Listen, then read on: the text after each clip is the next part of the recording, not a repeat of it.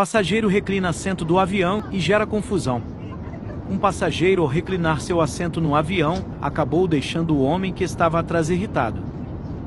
A aeromoça foi até o local e explicou que não tem nada de errado reclinar o assento, e assim como ele reclinou, todos os outros passageiros também podem.